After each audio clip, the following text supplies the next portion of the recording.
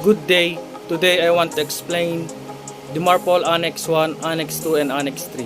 But first, what is MARPOL 7378 and what is the purpose of the convention? MARPOL 7378 is one of the most important international marine environmental conventions. It is the International Convention for the Prevention of Pollution from Ships and is the international treaty regulating disposal of waste generated by the normal operation of vessels.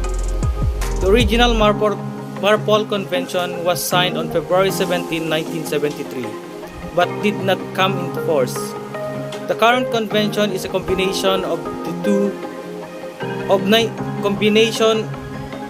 1973 Convention and the 1978 Protocol.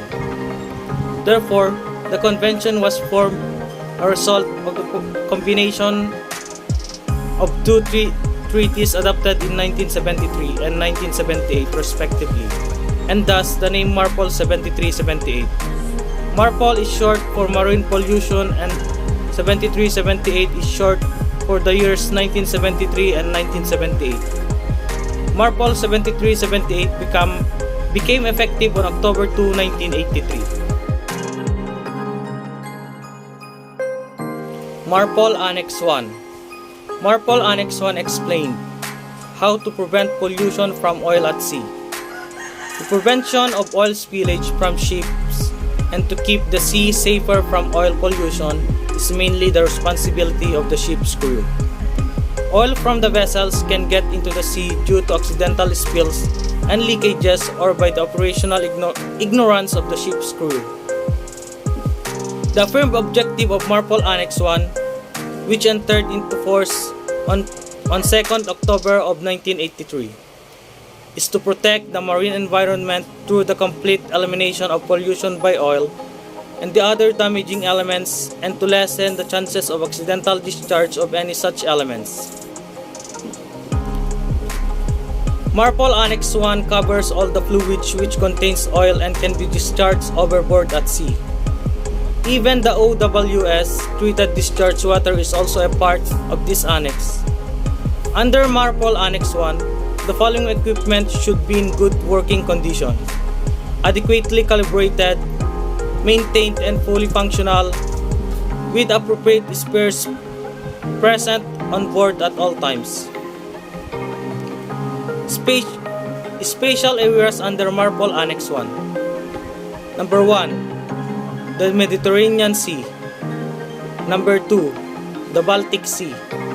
Number 3. The Black Sea. Number 4. The Red Sea. Number 5. The Gulf area. Number 6. The Gulf of Aden. Number 7. The Antarctic Sea.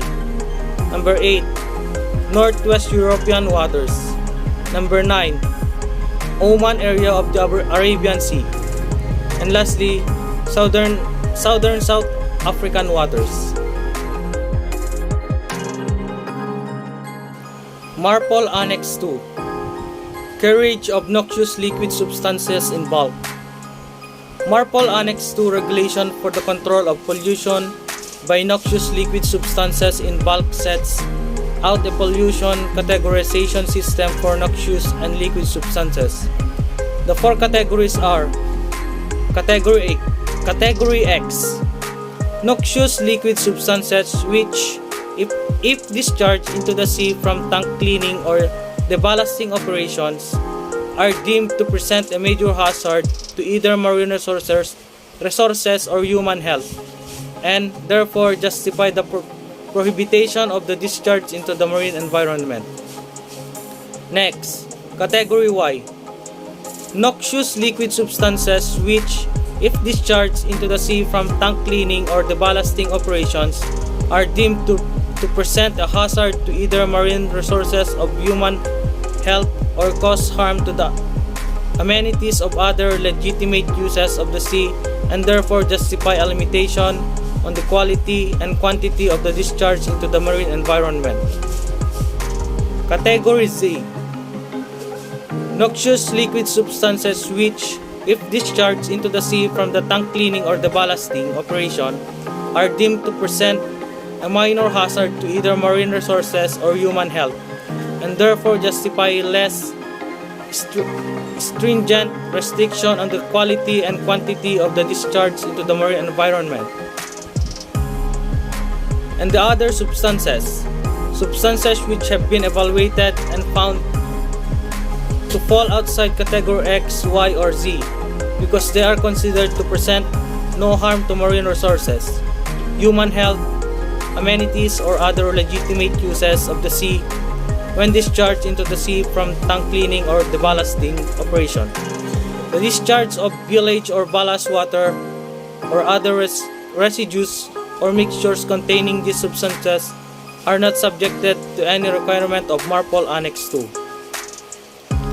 The Annex also includes a number of other requirements reflecting modern stripping techniques, which specify discharge levels for products which have been incorporated into Annex 2.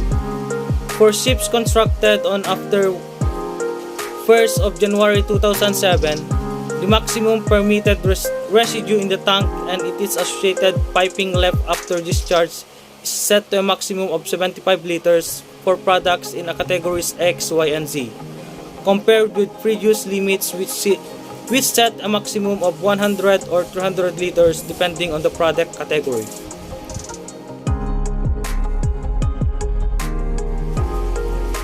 MARPOL Annex 3. Chemicals carried in package form.